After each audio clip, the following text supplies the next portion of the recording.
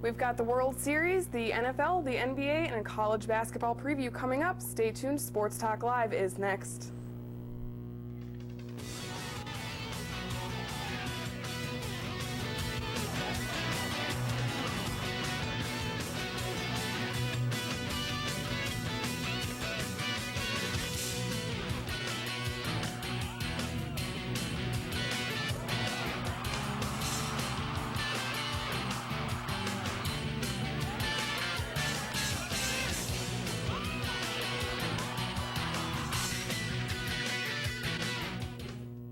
Welcome to Sports Talk Live. I'm Allison Garkovich. I'm Jimmy Esch. And I'm James Bushman. All right, so let's get right into things. We'll start with the World Series. The San Francisco Giants won last night in Game 5 against the Texas Rangers. Ended the series 4-1. It was pretty much as close to a sweep as you could possibly get. This is true. It was like the Rangers never even showed up. No. Even though Cliff Lee last night he had 6 strikeouts, but he gave up 6 hits. Especially the one Edgar Renteria crushed in the 7th to pretty much win the game. Which was crazy, this whole scenario, because it seemed like the Giants were supposed to be these underachievers all year. Like, they were playing much better than the team that they really were the whole season. Mm-hmm. And to win it in 5, just crazy. I definitely thought the Rangers were going to win it. I for sure thought the Rangers were going to win, especially taking out the Yankees. That's no easy feat, and finally I'm glad somebody did it, but honestly. But got that right. I was pretty upset about this. I was really pulling for the Rangers on this one, so it's unfortunate to see them go down, but it is nice for San Francisco. This was their first championship for the city and their first championship for the Giants since, I believe it was 1954. Sounds right to me. And so the crazy thing I heard on the radio this morning is that all their series, at least through the end of the season, they won on the road. So they never got to celebrate at home. Like last night they were in Texas, and I guess this morning the way it sounded, they were having like a huge party in San Francisco because of this. Go figure, yeah. Yeah, they really do have a lot to celebrate. I mean, they beat a team that was really good, and the thing that was really cool is they did it without their players that they're paying their big money to. I mean, Barry Zito, what a joke of a player to get the money that he's getting and to barely doing relief work. I mean, their stars really came through their pitching staff. Like, this was the year of the pitcher, and the Giants really proved it. Exactly. Good series. I just wish it was a better outcome. Yeah. Can't complain. It happens. All right, moving on to the NFL, we've got the Packers and the Jets game from Sunday, in which I thought was probably one of the most boring games I've ever seen in my entire life. I would have to agree with that 9-0 exactly. in the league. That's not touchdown. Unbelievable. I literally just flipped the channel because I got so bored, and I would come back and be like, oh, nothing's happened. I'm not missing anything. So I totally got to disagree with you guys on this one. I love when defense does so well in a game that this happens. Like, this is what football is all about to me. Like, I am such a defensive mindset with it that seeing the teams do so well to prevent the other team from scoring said a lot to me. The only thing the Packers can really be proud of with that game is they only had 3 penalties for 15 yards. As opposed to the Bears game where they had 18 for $175. Yeah, what a joke that was. Right, and the Jets actually had 360 yards, about 130 yards more than the Packers did, but still couldn't convert. They had 7 penalties and 3 turnovers. So, I mean, it was there. They just couldn't do it. What a shame for me for the Packers was the tight end play. Andrew Corliss is not stepping up the way that he was supposed to, and this was going to be the matchup that Jermichael Finley was going to destroy because you got Revis and Cromartie on the outside, so they're going to take up the wide receivers, and we needed a body like Finley to get in the end zone, and Corliss is not making it happen like he's supposed to. LT had a decent game on Sunday against the Packers defense. He managed to get 54 yards, which he pretty much fought for all 54 of those yards. LT's right back to where he was. Yep. Yeah. Like, it's outstanding. I wish there was a touchdown at least. Got plenty in the next game. Yeah. Moving on to the Vikings and the Patriots. The Vikings now fall to 2-5. Patriots, I think it might be one of their years again, which I'm pretty sad about. I'm a little tired of the Patriots. It's Tom Brady's hair. Yeah. It's all about Tom Brady's hair. Okay, Justin Bieber. He needs to cut that stuff. Hey, Giselle would not be happy with that. Come on. I don't know about that. But Favre, this was his 292nd consecutive start. And he did come out briefly for a little while. And I don't know. I thought Tavares Jackson was amazing for the Vikings. Well, for Tavares Jackson, he was definitely amazing. Right. I mean, coming in as a backup quarterback, I thought he did pretty well, though. And not only coming in, but throwing the touchdown on his first pass was pretty cool feeling. And the 2-point conversion on his second play. So. All I'm going to say is the streak is killing the Vikes. They need to stop the streak now. Set Favre down for a game or two. Maybe they can get back on track. Yeah, Packer fans are probably loving the Yes. Brett Favre starting for him because he's really just not making it happen. Right. I mean, of course, it's not just Favre, too. The whole team is just collapsing from being a Super Bowl choice to mediocre. Yeah. Definitely. And the way it's looking right now, Harvin injured his ankle in the game, questionable for Sunday, with everybody else out. And we'll get to Moss later. Favre virtually has no one to throw it to, so the only offense we're going to have on Sunday is AP. See, I'm really hoping that this will be a step up for Shanko. Like, he's been missing all season. He was such a factor last year. Like, he was one of Favre's favorite people. He needs to make something happen again. Exactly. Okay, moving on to the Saints and the Steelers. I am a huge Saints fan, and I'm glad to see that they got this win coming off of a loss to the Browns, which I do love the Browns. I'm kind of sad to admit that. But That was they embarrassing. needed this, and it was a good win against the Steelers, who are currently 5-2. It was a scoreless first quarter, and they each got a field goal in the second quarter, and then Garrett Hartley kicked a 23-yard field goal for the Saints to finally get some things going.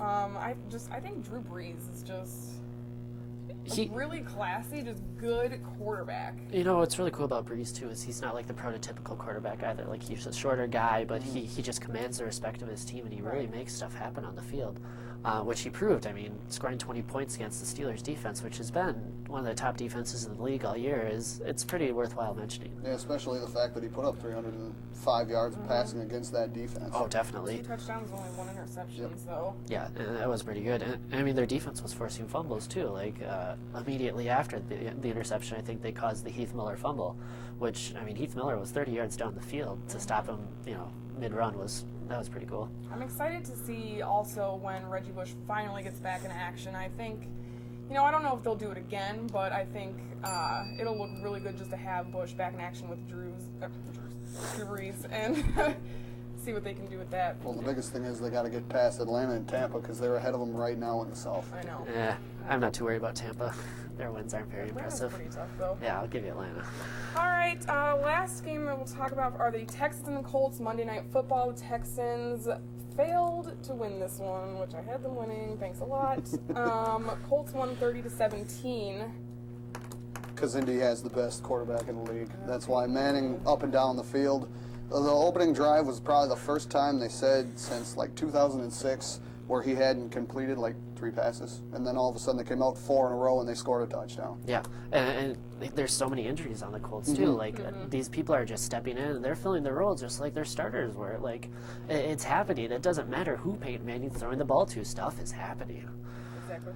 Yeah, the crazy thing was last night how they were talking about how at the line he's just making decisions like crazy for the rush.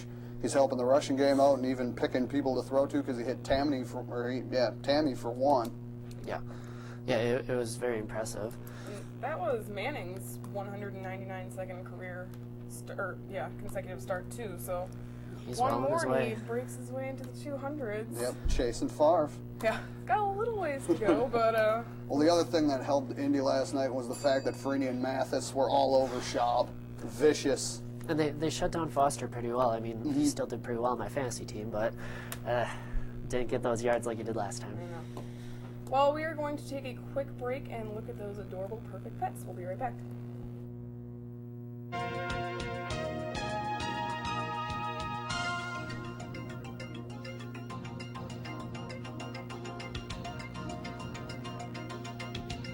This is Marsha and Wendy.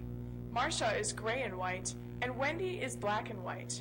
They're 2 fun-loving, outgoing kittens, really fun to play with, and it's 2 for 1.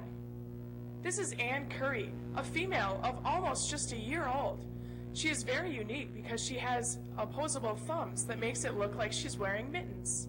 This is Dan Rather, a brown tiger cat with white. He is male of about 5 years old. He's really friendly. Ralph is a domestic medium-haired male of also about 5 years. He loves head rubs and has kind of a quiet personality. To find out more about adoption for these pets or others, contact the Cooley Region Humane Society at 781-4014. Once again, the number for the Cooley Region Humane Society is 781-4014. Moving from the NFL to the NBA, we are going to take a look at the Lakers, who started off pretty impressive with a 3-0 start. Pau Gasol, interestingly enough, is the leading scorer with 25.3 points per game, and it was a close call in their first game against the Rockets. They almost lost. It came down to that last possession. I'm not gonna lie, I wanted the Lakers to lose, but Of course. I was just really pulling for the little underdog in that one. But I mean, they were high on their spirits. They just got their championship rings, which were ridiculous. I don't know if you saw them. And then they just revealed their banners, so they're off to a good start. I don't know how you can ever count out Kobe Bryant. Like, Exactly. he has just been that team. Like, that team is built around him like any good team should be built around a superstar. It's one superstar making a difference. I mean, they're picking up good players. Like, Pau Gasol is the all-time leading scorer from wherever he came from. Slips my mind right now. Obviously not saying too much, but I mean, he's got some perimeter shooters now with him too. So. And right now they're leading the league with 111 points per game. Plus they're second in rebounding. They're 15th in points allowed. And pretty much if you're going to try to get the championship this season, you have to go through LA. Because they're the best team in the West. Exactly. Easily. You know what really irks me about them? They're able to put up 111 points a game. What happened to playing defense in the NBA? I mean, Right. you're scoring over 100 points a game. There is no defense It's all pretty happening. much just showboating at this point. Yeah. Just to see what you can do. And Yeah, I feel like people are just giving up on it too. Like, they're just letting people take easy drives. The Lakers are using it well. I mean, you hardly ever see a score that's below 100 points anymore. Yep. So. It's a rare day, Yeah. Moving on to the Celtics, who started out really well with their opener. They beat the Miami Heat in their season opener. They tumbled a little bit. They're 2-1 right now. Shaq's out with a bruised knee, but he's pretty tentative if he'll play or not. Paul Pierce is actually averaging 19 points per game. It's just typical Celtics, I think. Yeah, and Ray Allen looks really sharp too. Like, he is still hitting the long ball as well as he has in his whole career, and it's really making a difference in their team. Like, they're able to beat the Heat. I mean, they were the old big three who've been replaced now with Miami, but they're still making stuff happen. Yeah, and KG's leading the team with 11.7 rebounds per game. Rondo, I love Rajon Rondo, is averaging 16.7 assists. It's nice to see somebody pass the ball in the NBA. That's what I like. Agreed. And the Celtics are always really funny to me because when I talk basketball to my grandma, she always talks about the Celtics because she is in love with Rajon Rondo. Like, I don't know if it's because of his basketball skills or other things, He's but just so adorable. Like, I'm in my pocket. He's so cute. But yeah, I don't know. They could be another contender for the East. I mean, they will be a contender for the East. Yeah. It's just It pretty much, I think it'll come down to them in Miami probably. Right. yeah, I think it's hard to count them out. Like, Doc Rivers especially is, his influence that he's had there is really making something happen. or Orlando Magic is just going to sweep everybody. So, not likely. Anyways, moving on to the Cavs, who, as we all know, are without LeBron James now. And they actually, it was funny, I thought, that the Heat lost to the Celtics, and then literally like a day or two later, the Cavs beat the Celtics. So, take that, LeBron. But the only They don't need you anyways. The only thing is, after LeBron left, and I think it was the managers of the Cavs said they would have a ring before LeBron would, I don't see that one happening. No, I don't either.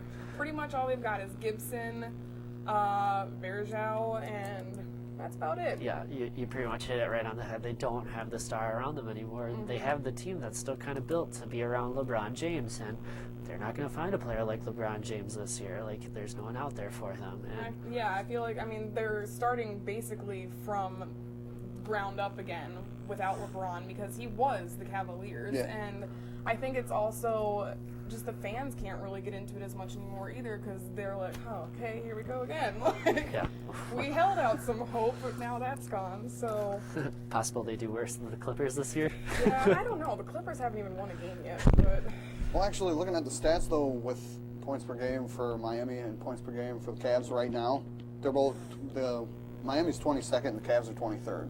So, maybe there's something there. I don't know. It's possible, I guess. definitely But possible. I don't see the Cavs going anywhere. It's early. Yeah. It's tough to tell. So, Moving on to the Heat. I want to say they're 3-1. Yep, yeah, they are 3-1. Yep. D Wade's leading the team with 21 points per game. Yeah. Go figure. Again. LeBron. It's because LeBron likes to pass the ball. Yeah, I did see, though, that he's averaging 6 assists, which is nothing compared to Rajon Rondo. But I was surprised that he's the team leader in assists because he never passes the ball.